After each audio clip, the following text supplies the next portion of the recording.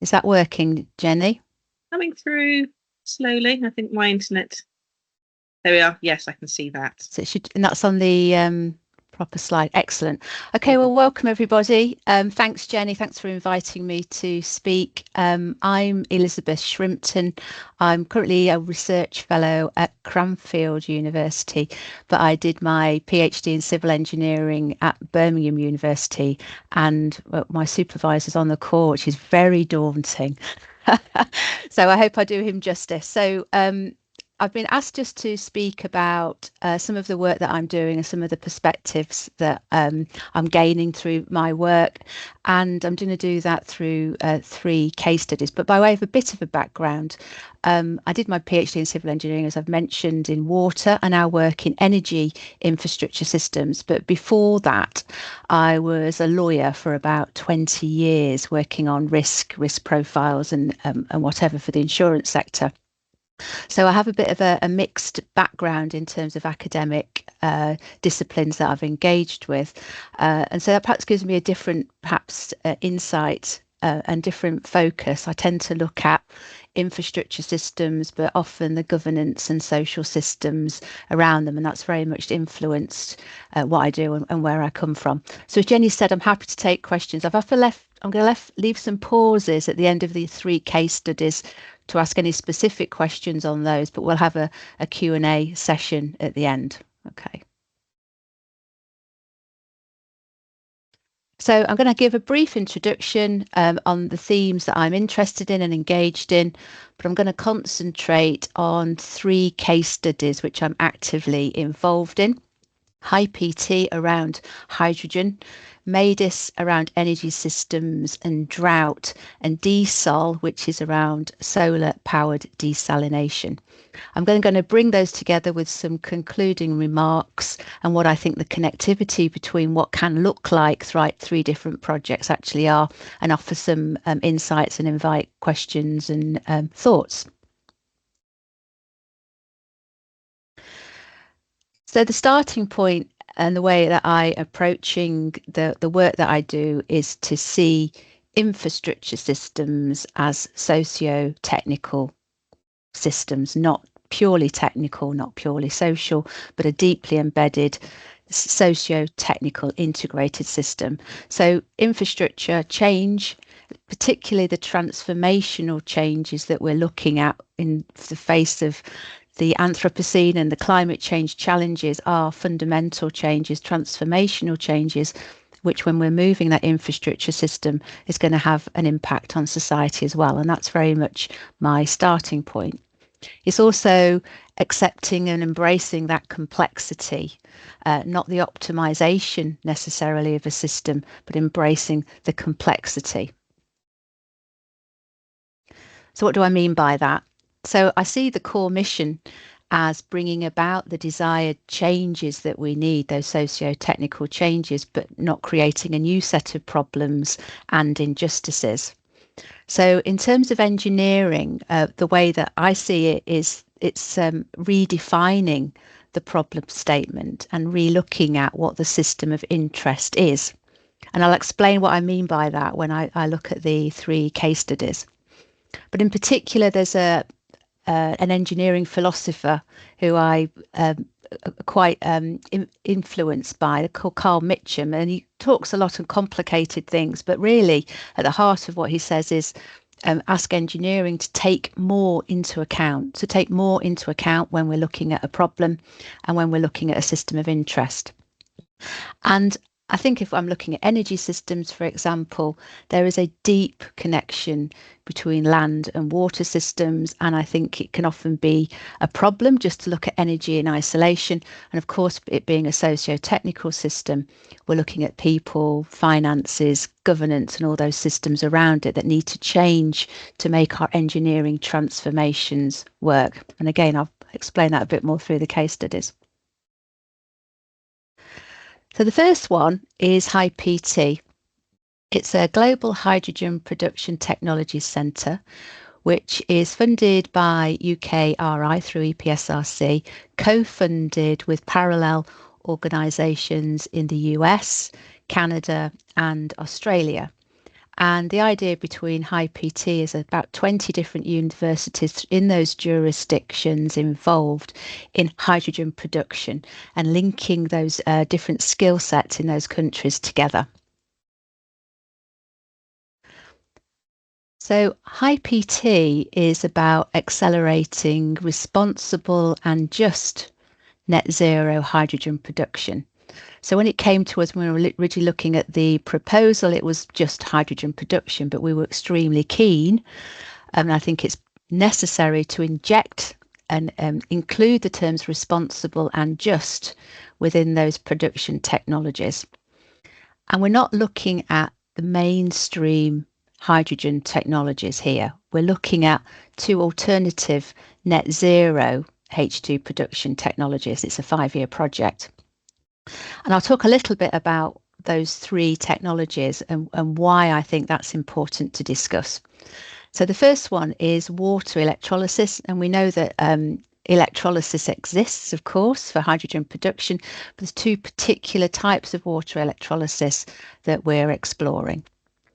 There's methane pyrolysis, which again, there is some existing technologies around methane pyrolysis where we're not splitting water, we're splitting natural or biogas, getting hydrogen and solid carbon.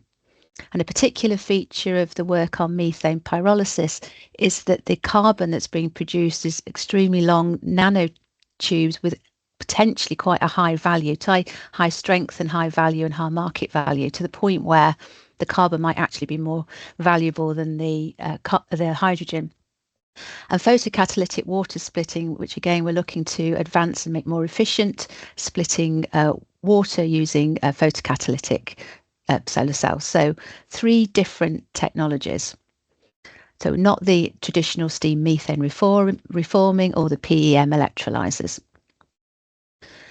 But on top of that, and included in that, are the cross-cutting challenges across policies, economics, markets and water resources, which is where I'm more heavily involved.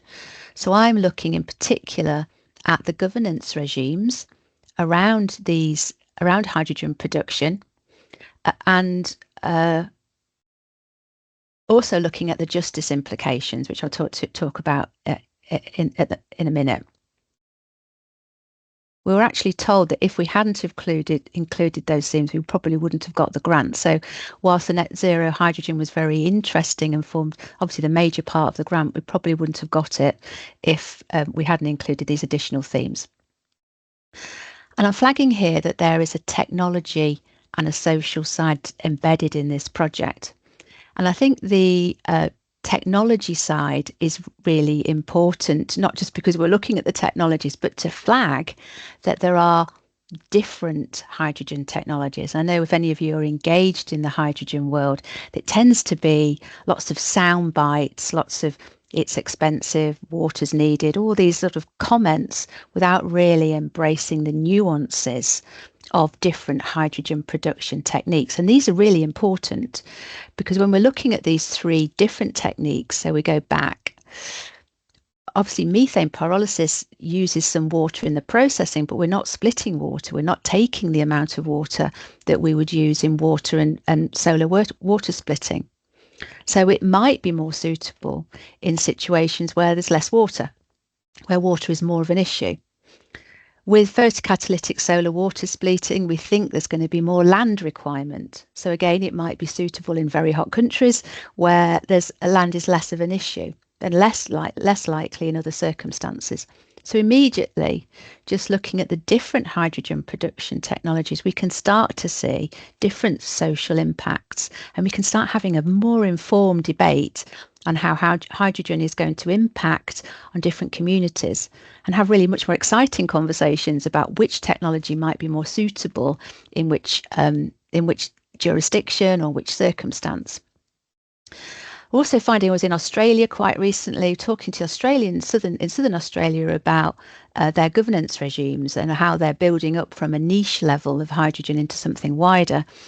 And it was really interesting, as I expected their discussions to be very different to the ones we've had with DESNZ over hydrogen niches and building up from a hub, And actually, it's remarkably similar what they're actually trying to do in terms of that building up from a niche level.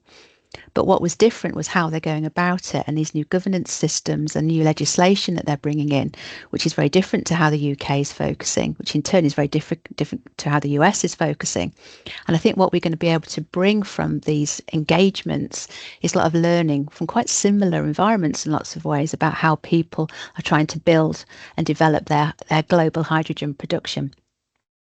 So that's just the technology side. On the social side, we are working with indigenous communities in Australia and US and potentially Canada. So we've got the privilege of working with Navajo Tech, which is the biggest, I think,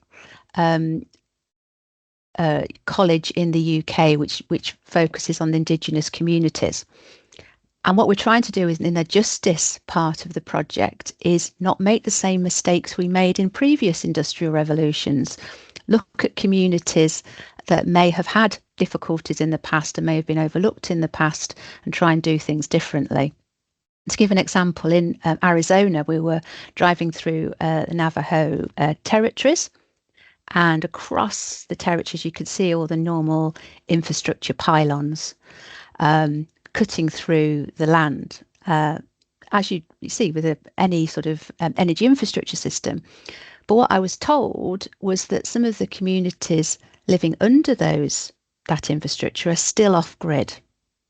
So they're still not connected to the electricity systems that their land is being used for. So there are issues. There's a number of reasons why that might be the case, but surely this time round, when we're looking at different hydrogen or different energy systems, we can try and learn from that and remedy those past issues, which leads me on to the justice agenda.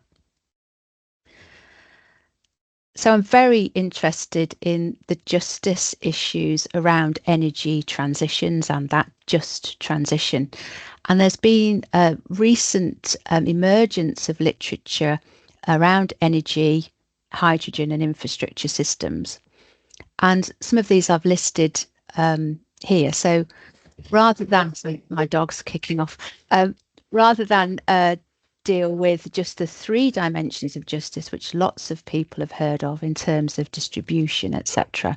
There are a number of different facets of hydrogen justice that we need to focus on if we are going to try and do things differently this time. And just to touch on a few of them. So procedural justice looks at due process to make sure that when we are making decisions about infrastructure systems, that we do that taking it on board other people's viewpoints and stakeholders' viewpoints. They will look at recognition that those viewpoints are taken on board from a wide range of communities, including indigenous communities. That relational issues are taken on board. So I've mentioned already the relationship between human water, human land, and water, land and energy systems being intimately interconnected. Distribution is obviously one of the most fundamental points of justice, the one that most people have heard of, emanating from rules and onwards over distribution of benefits. And infrastructure is fundamentally about distributing a resource. So justice and distribution are very, very intimately connected. So how do we ensure that people get the benefits that they should from it, that the selection of people that get those benefits is just, and also the detriments are taken into account? So on that Navajo example, for example, they've got the burden of this infrastructure, but not the benefit. Is that right? Restorative justice flows from that and looks at historical injustice and whether we can actually remedy past wrongs. And epistemic looks at knowledge and how knowledge transfers take place. All of this can be interconnected with sovereignty, and particularly in indigenous communities who may have legal rights to energy sovereignty, ensuring those energy systems and those principles of energy sovereignty are honoured. So this is quite an overview of quite a complex subject, but give you some idea of the different facets of justice that can be applied to new hydrogen infrastructure systems. What does any of that actually mean? I think one of the things I find sometimes when I'm reading a lot of the social science work and a lot of engineering work is they don't really link together very well, and they don't really speak to each other very well. So one of the things I'm trying to do is to link these facets of justice and help them, those facets help me to design questions that answer those justice points linked back to the infrastructure system that I'm dealing with. And it's just give you an idea. So on this screen, we've got some of the different components of justice. And on the other side of the screen, I've got what that might mean just for distribution. So I do this for distribution, for due process, for recognition, but I've just shown you what the distribution looks like at the moment. So looking at hydrogen systems and a brief summary of what the three systems are that we're looking at, we can already see there are going to be issues over differences between those technologies in terms of water, in terms of energy use, perhaps the use of critical minerals, particularly in electrolyzers, and the use and destination of hydrogen, amongst other factors. So what I'm doing is looking at those facets of justice and linking it, interconnecting it with the different engineering issues and the different trade-offs that are going to emanate from these structures. And this just gives you an idea of what that starts to look like. So, for example, how do water needs compare? What are the release of chemicals and fugitive hydrogen emissions, etc., etc. And we can design questions that answer those different facets of justice, and in that way try and integrate justice with the engineering. So I just said I'd leave it very briefly, just to allow anyone if I've got any questions at this point. Otherwise, I'll go on to the next case study. Hi, Chris. Right, so I think this is absolutely fascinating, very nicely articulated. One of the really interesting points, I think, around that that you just raised, the Idaho case, is instead of H2, what about HS2? And of course, then we've got exactly the same situation of the burden that those who are having the this high-speed railway being created close to them is of no value to the people who are on that route because they can't connect with HS2. So they are disenfranchised for the greater benefit of everyone else. And so so there's quite a neat parallel to be drawn, I guess, from the point that you've just raised. Absolutely. I mean, these justice principles don't just apply to hydrogen. They've been quite well articulated in the hydrogen space, but they're completely translatable to, I would have thought, any form of infrastructure. Infrastructure is about distribution. So how is that distribution done in terms of those benefits and burdens? And is that distribution fair? Is fundamental part of infrastructure engineering, I'd suggest. And as somebody who lives in Coventry, within about a mile from HS2's infrastructure, then I agree completely with that. So particularly, we've had a lot of the local ancient woodland cut down and whatnot. So yes, there is definitely a way of looking at. Someone has to have a burden. You're not going to please everybody, but how do we do that fairly? And how do we compensate, or how do we mitigate the negative impacts that some people will have as a result? So yeah, I think it's very broadly applicable, way beyond hydrogen. Yes, that's right. And of course, then if one starts to understand the overarching business model for well, for the whole of HS2, if HS2 is all about getting people from one point to another rapidly, then it doesn't work.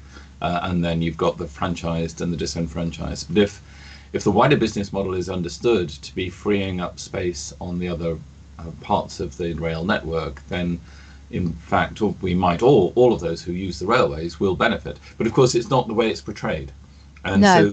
So getting to an understanding of how the justice for your particular case might play out. I mean, by the sound of it, it doesn't obviously play out, but there might be benefits that are delivered to those who superficially are disenfranchised. So it's nice and complex. Yeah, it is nice and complex, and embracing that complexity rather than trying to pretend that we've got a small problem of actually, I'll get onto the next case study. Actually, the problem of producing energy is far wider. If you frame it as we need to produce energy, or we need to supply energy, then I think certainly this next case study will illustrate why that can cause problems, unless you look at that wider system and frame the problem a little wider. But yeah, I think this the distributional justice points are very applicable across the board. But I'll talk about the drought one next case study and see how those themes continue. There we go. So MADIS is a very broad project on drought indicators, but I'm just going to focus on the part of the project that relates to energy, because that's where I'm most interested. Again, it's an EPSRC co-funded project, and we're working with Penn State in the US and the University of Sao Paulo in Brazil. And it's looking at building a system of indicators that show vulnerability and resilience to drought.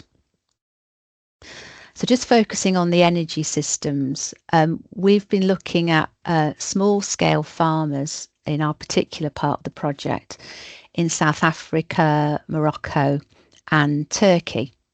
And we've been looking at drought systems with these small scale farmers.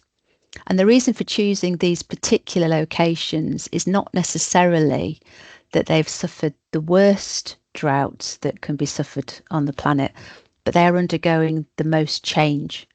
So the ones that are going the most significant weather pattern change, that are already seeing more droughts more frequently, but maybe haven't got some of the past experiences that other communities might have. And these communities are often the ones we're looking at, the breadbasket of their region. So these are places that are going to be the most, suffer the most change, if you like, with the climate change impacts.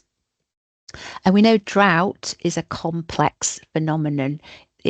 What people suffer from drought, if two communities have the same loss of water or the same rainfall, how they cope with that is very, very different. So we're looking at a very broad range of indicators way beyond water. We're looking at access to water, of course, but also access to energy, insurance and social features. And we're also seeing that drought has a cascading impact. So when we're in South Africa, quite common to see drought followed by flood and wildfires. And as the soil deteriorates, these cascading problems become worse and worse and worse. So in terms of energy systems, for example, we were looking at energy because we know from the SDGs and from human development studies that supporting people to meet their energy needs is part of human development. It's part of the Sustainable Development Goals and a way of lifting people up to reach their potential. And energy can therefore reduce vulnerability to drought. But as I was just chatting through with Chris then, if we just focused on energy to reduce vulnerability, we're actually at serious risk of making vulnerability to drought much worse.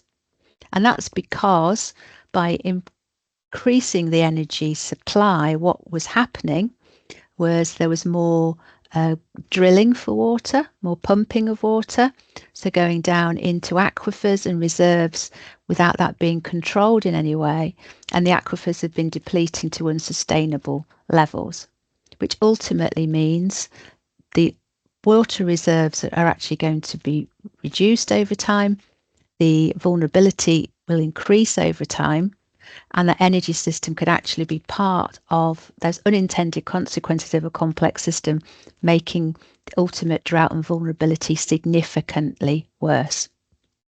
So looking at the energy systems and coming back to water, energy and food, these we needed to look at the energy systems and see what the requirements were, but at the same time tackle irrigation through things like drip irrigation, and also the land in terms of the crops that were being grown. Often these crops were noted were being grown with the insistence of a local authority or local government. So I had a big problem with sugar beet in Morocco, for example, which is very water intensive, quite an expensive crop, can get some money from it for export, but actually you're ultimately having a crop in certain areas which is no longer sustainable, and looking at alternatives to meet economic needs, to meet all those other factors way beyond the energy system that we're looking at.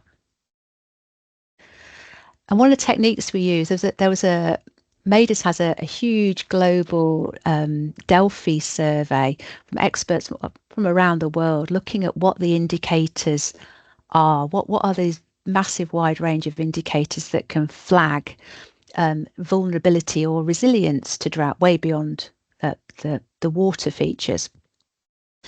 But we also wanted to engage with these communities and see, that epistemic justice, if you like, over whose knowledge are we taking into account. And we used a technique called fuzzy cognitive mapping, which is a way of people mapping a complex system for you. I think they use it a lot in computer science and AI now, where there's missing data, to get people to map a system. And so we asked the communities to map drought resilience and drought vulnerabilities in their communities. And you can see I've got some pictures of some of them doing it in action and some of the maps that were created. And this is at the bottom. This is a digital version of one of the maps that was created. And you can look at these techniques if you're interested. But what was really valuable about it was it shows it's engaging, it gets people to talk about vulnerability and resilience, and also to show you how their issues interconnect. So rather than getting a single answer from an interview, you actually see how all these different indicators relate to one another. And so when we're looking at the maps, we expected the central features, the driving features, the most important component of a map to be something about water. What we actually found is some of the most prominent features, that the indicators that had the most impact on a map are actually around things like cattle. So cattle, sale of cattle, water for cattle, all those sorts of features around the feed and the connectivity between that and going to market and market vulnerabilities, selling through a drought, etc., when prices are lower, was a real central feature and could in fact be an interesting leverage point for us to look at influencing those maps and making the communities more resilient. So this adds to, as I say, that epistemic, whose knowledge do we take into account? It gave different answers to the global survey, not only in terms of what was important, but what indicators there actually were in terms of drought risk. And it also provides that connectivity between sort of a global traditional expert, you like, and a traditional knowledge and local knowledge. So for the epistemic reasons. So the starting point was this global survey. We're integrating different knowledge, but we're seeing the communities, and we're exploring communities with different energy, water, land mixes, all of which we could then try and integrate into the wider Maidus study, looking for improvements in energy systems that improve people's livelihoods and decrease vulnerability and not inadvertently cause more problems than we started with. That's the idea. So any reflections on that case study before I do the third and final one? No? Good stuff. So the third case study is DSOL, which is a solar powered desalination. It's green insofar as we're looking at waste heat from solar plants, using that power to desalinate, but with an additional focus on both the social impacts and the environmental impacts and the processing and circularity in terms of that brine. So not just pumping the brine out to sea, which we know causes a lot of environmental problems, but also seeing what we can actually gain from that brine and reprocess it. So DSOL is actually a Horizon project. We've got multiple partners, not all of which I can mention. And it's all around solar powered DSOL. So The problem is global freshwater shortage. I think I'm right, it's 40% of the global population will have freshwater shortage by 2030. We know that desalination could provide potentially fresh water, but it's very energy intensive and costly. And we know that there can be significant environmental impacts. We're working with the Gulf states on this, and we know that some of those Gulf states, the salination around their coasts is getting higher and higher, unsustainably so. So that needs addressing. So that's the problem that we see. So the project itself is looking at innovations around CSP and forward osmosis. And we're working with Saudi Arabia, Bahrain and Oman in terms of their solar power technology. That's because they have the solar plants that we need of sufficiency to be able to extract the waste heat and connect them to the desalination plants. But the idea is ultimately to take that knowledge and transfer it to other countries. Like we know from Morocco, for example, has not been using desalination traditionally because of the cost, but now much more heavily involved, more policy drivers in that way. We want to help and get that technology embedded in other similar countries. So we're looking at waste heat from solar, which is renewable, and we're looking at the social and the justice impacts. So again, we're looking at the water, energy, food. So looking at the social side, the potential problems are again over this justice and the social implications. We are using salt water or potentially brackish water in Bahrain for freshwater production. But doing that requires energy and it takes up land.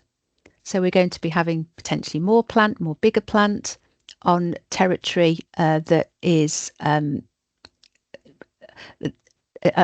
changing the use of existing land.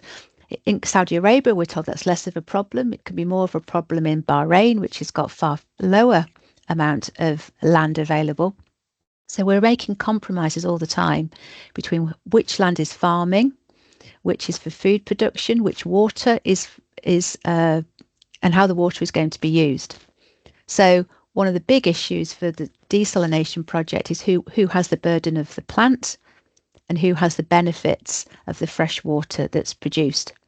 And we're looking at that through comparisons between Saudi Arabia and Bahrain in particular, and colleagues are also looking at Oman to see what the differences are, what the governance structures are that support a sort of greener form of desalination, and how that might impact on existing structures and freshwater allocation, for example. So who gets the water, who loses the land? Again, coming back to those issues that are flagged at the start in terms of justice and in terms of the water, energy, food nexus.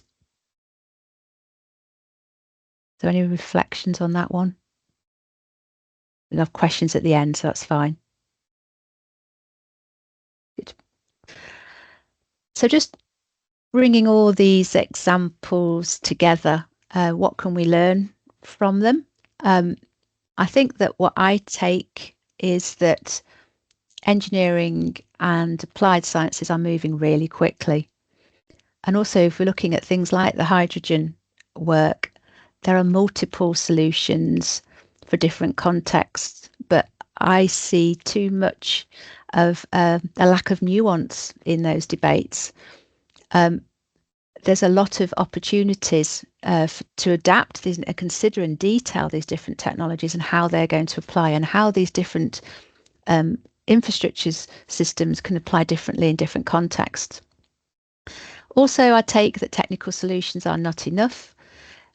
And if we change the system of interest and frame it more widely, we can get better solutions. So particularly on things like MADIS, for example, if we're looking at energy, but making sure we're looking at common connections such as water and food through WEF, water, energy, food nexus, we can get better solutions, particularly in energy solutions when we're looking at water, energy and food nexus.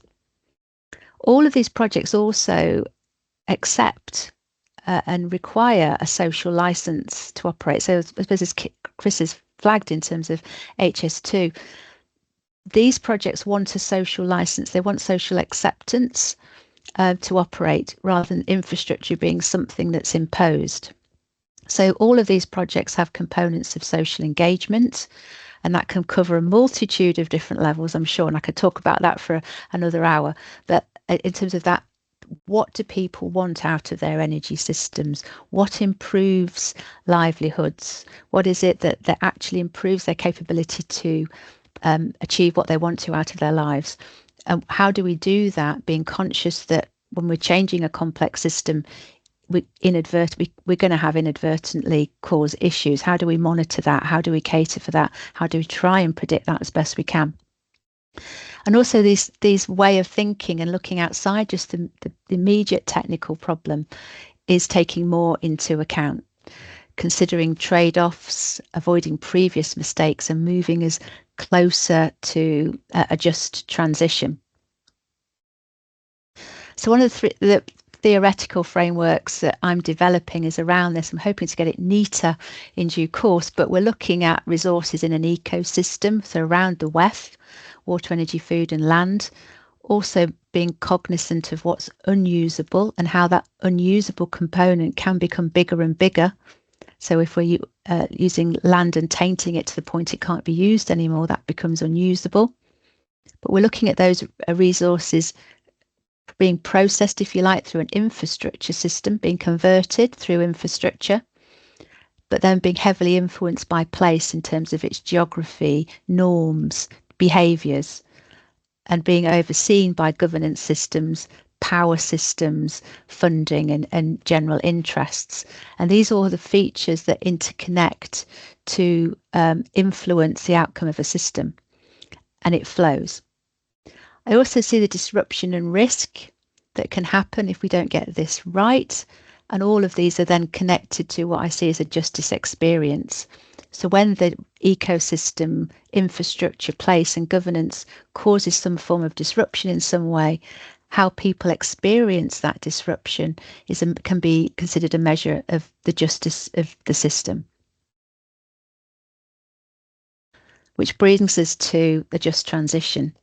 So when we're looking at these systems, who benefits, how and why, who suffers when these things go wrong, where are the impacts and how do we limit them, who is listened to, who is the expert, and actually, have we got an opportunity to remedy past wrongs, not only do things better, but actually remedy things we got wrong last time? And I'm thinking again of the Navajo example.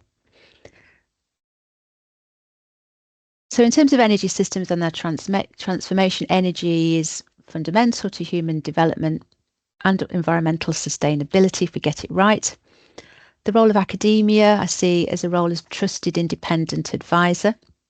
I think that's an important thing to flag. As I say, I see a lot of soundbite comments about batteries or hydrogen or whatever system we're talking about, and they're soundbites. They don't have that nuance. They don't encourage that proper debate or consideration of what technology might suit what context.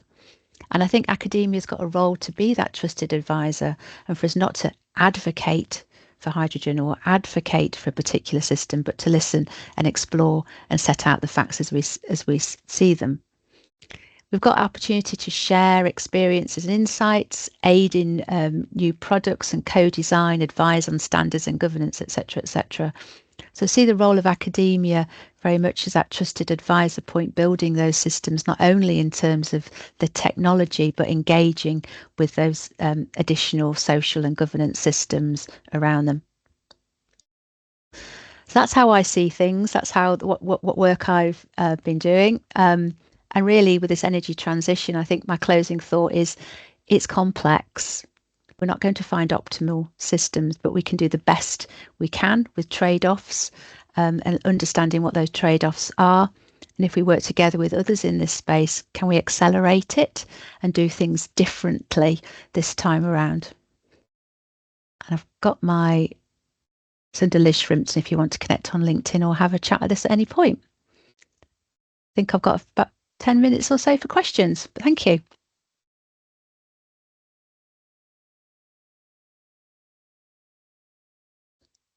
Happy to take questions or chat, or you can always get in touch with me separately.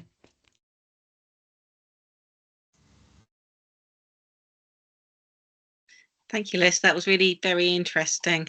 So complex, but so important, I think, to kind of take into account, yeah, the people that you are going to be kind of working with, and kind of like who are you working for, and those sorts of things. And I think kind of that that idea of trying to connect with those who may not necessarily have been connected with before, but could be really kind of detrimentally affected by and really things, helpful. and really helpful. And Yeah, getting things absolutely. better. And I think the other thing, complexity, probably should have flagged this more, is that I see when I'm teaching a lot of desire and focus, and understandably so, on a particular technical problem that we need to improve, make this electrolyzer more efficient or whatever. And that's all very valuable and necessary. But sometimes I think it's looking beyond that immediate technical problem, which also needs solving, but also looking beyond that and seeing that complexity about what it is we're actually going to be influencing and where we're going to put it and how that might impact. So that not just we're not going to get an optimal solution necessarily because it's complex, is something that I think is that sort of thing that I sort of embrace rather than run away from. Yeah. Yeah. And how much kind of importance is there put on like something like co-design, kind of listening to the people in the area, and they saying, well, these things work for us when we are, doing our farming in this particular part of Morocco. Time and tradition has shown us that these are the techniques that work, and kind of, is it a back and forth kind of conversation, or are you kind of generally trying to kind of go in with a solution? I presume. Well, That's personally, the case. no, I would never. No. I try never to do that. And I think with that high PT project, we had a lot of discussion about how we are not advocates for hydrogen, how we're not going into a community and saying hydrogen is the best thing ever, you need to have this, because particularly indigenous communities are sick to death of that being taught and often exploited and taken advantage of, which has happened recently. So going in and saying, this is what we're doing, these are different technologies, they're going to have different impacts. Is that of any use to you? We'll talk about it, we'll explain it. But is there something better than that that would actually solve some of the issues that you've got over energy? We're not going in with an agenda over the system that we're developing is quite a big thing for some researchers to get their head around, that we're not, you get so embedded and you believe in it and you think it's great, but to not do that and say, this is what we've got, these are the trade-offs. You're going to have, you go this way, you'll need more water, you go this way, you need more land, whatever. How does this fit with your needs? Is there something better? Is really a much more important conversation to have if we're going to say do things differently this time round. I'd say open to different views. Liz, can I just pick up on some of those things? I mean, I think this is absolutely fascinating, of course, and you set out the stall, I think, really very well. In this day and age, so I'm not going to talk about anything that's happening across the pond, but you talk about the expert and then the trusted voice. And of course, one of the issues that we have is, well, we can go back to our own previous government and certain people who said, I'm fed up of experts, I'm tired of experts, we don't need experts anymore. And then it's a question of where people get their understanding and knowledge from, and how that then can be horribly distorted and become immediately political. So when engaging with the communities you have done, do you find that they are open to knowledge in the way that we would hope they would be, or do you find that in fact there is in effect political resistance, or you can hear others talking through them?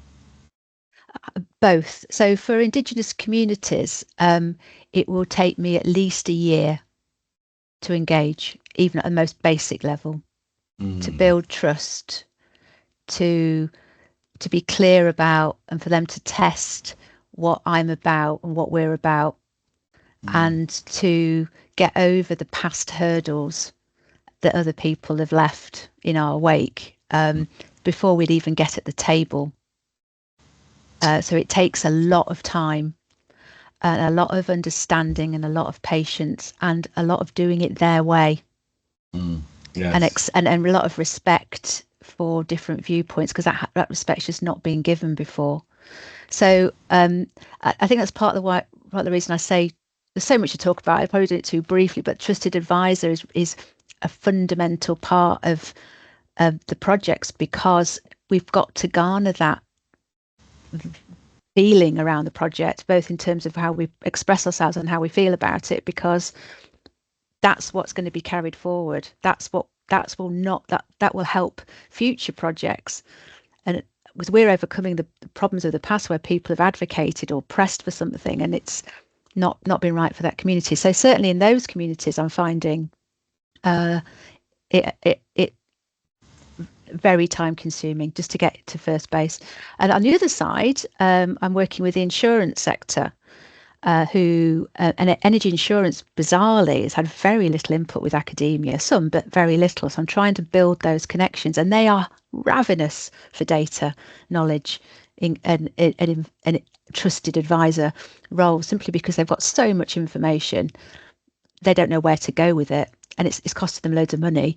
So there's another role, I think, from that angle, in terms of academia being that place where we'll always bias, and we have a long conversation about everyone's always biased, but you can try to be to listen and to provide and try and adopt that trusted advisor role, rather than an advocate. Yes. Which is subtly different.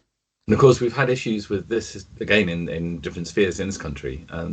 Certain people from certain universities in the east of England talking about climate change, and then all of a sudden the government turning around and saying, yes, but because you believe in this particular concept, therefore you're bound to take that view, and your data are suspect, your results are suspect, your interpretation is suspect, and so on. So I think that just emphasizes the need for absolute independency. It does. I mean, you can't say black is white. And if you think, if climate change is happening, that I'm not saying that we have to pander and adopt and soften a view at all, but I think that view carries a lot more weight if you've been consistently independent and back up what you're saying, rather than advocate, if you like, throughout. Is my view on it. Yeah, just simply pointing to science. Yeah. Okay, no, that's really good. Thanks. I see there's another hand up. Tracy. Hi there, Elizabeth. That was a wonderful presentation. Thank you. I just wanted to know your views on, obviously you're going in from the hydrogen perspective with various solutions. Is there any thought about going in, taking a step back and even wider, and presenting a sort of consortium or collaborative approach that, you have this issue and there are a number of different solutions, from your solar to your land use change, sequestration, there's lots of different tools in the tool bag, if you like. Do you have any views or comments on that? Yeah, I mean, we're at the start of the 5-year project, so we're 1 year in, and I think there are. Do you mean in terms of technologies? Yeah, different technologies to help solve the problem, and not Absolutely. being wedded to the hydrogen being the solution. Absolutely. No, I think that's right. Two things. Firstly, there's 3 hydrogen technologies we're looking at, which are quite novel, but they have to be considered against the backdrop of what's existing. Otherwise, how can we say they're better, worse, trade-offs, what. So yes, they need to be considered in context. The techie teams, if you like, are concentrating on making those 3 technologies more efficient to achieve we want a certain amount of hydrogen produced at a certain cost by the end of the 5 years. So yes, they're concentrating on that, but it has to be contextualized with what else is going on. And there's another point I was going to make. I can't remember what it was, but so yes, it will have to be looking at the context of the different technologies. And I can't quite remember the second point I was going to make. And certainly contextualizing it in terms of, yes, that was it. Not going into the communities, discussing hydrogen but not going in saying hydrogen is going to solve your problems, and being completely open and express questions about what other energy system might be better. So I think that's the key point. And that can be quite uncomfortable for the hydrogen production team, but that's something that we're embracing. And it isn't, MADIS and diesel obviously aren't about hydrogen, they're different, but a lot of the similar principles apply. Thank you. It's a really interesting question. Thank you.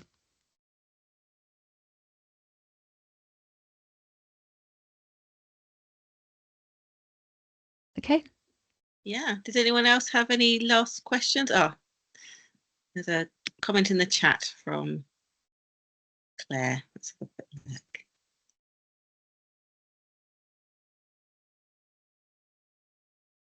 Can you see it, or shall I read yes, it out? No, it's fine. Okay. Yeah, so the funding is actually from the US, Canada, Australia and the UK, because that's where the centres are for the technical development. And there is an issue over how those countries can connect to develop a hydrogen infrastructure. So it's not just about the production of hydrogen, it's where it goes, whether it's stored, whether it's transported, etc., etc. So there is a lot of work going on concentrating on that global north, for want of a better expression. But in terms of that transition, there does need to be more equity in terms of what we do with that and where we transfer that to other to the global south. So yes, part of the project that I haven't talked about does look at how we take that knowledge once we've developed it and try and expand and improve it to work in different contexts. But another part of the actual justice issues on high PT is things like, where are we getting some of the trace metals and minerals from? Which countries outside of these are being potentially exploited? How do we minimize their use? How do we make sure that the whole process is done as fairly and justly as we can? So yes, there's a justice angle for the global south in terms of they giving them the technology or helping produce that technology, or however you want to phrase it. But also, when we are producing this technology in the UK, looking at how those production lines and systems operate, so we're not taking and exploiting in terms of trace metals and minerals in particular. So a number of angles to that. But I think mostly it concentrates on the technology, because that's where the technology development centres are, and it's new tech.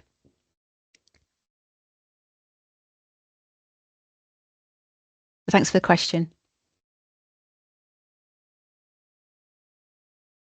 Does anyone else have any comments or questions or things they'd like to say?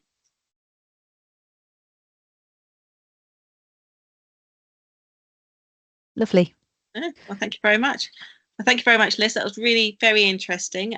We have been recording the session, so it'll be available for people to watch back again and share with their colleagues. And it'll be on the UCRIC website in the next few days. So yeah, thank you very much, everybody, for attending today. We have our next webinar. I've just been looking up on the 10th of December. So in a few weeks' time, and it'll be another colleague from Cranfield, Alison Parker, who'll be talking about water and sanitation, and some case studies again from, I think, her work mostly in Africa. So look out for the link to that particular meeting. It'll be coming to your inboxes shortly. But yeah, thank you very much, Liz, and thanks everybody for being here today. Thanks for inviting me, Jenny. Take care. Good afternoon, all. Bye. Bye-bye. Thanks, Liz. Bye. Thank you. Bye-bye. Bye.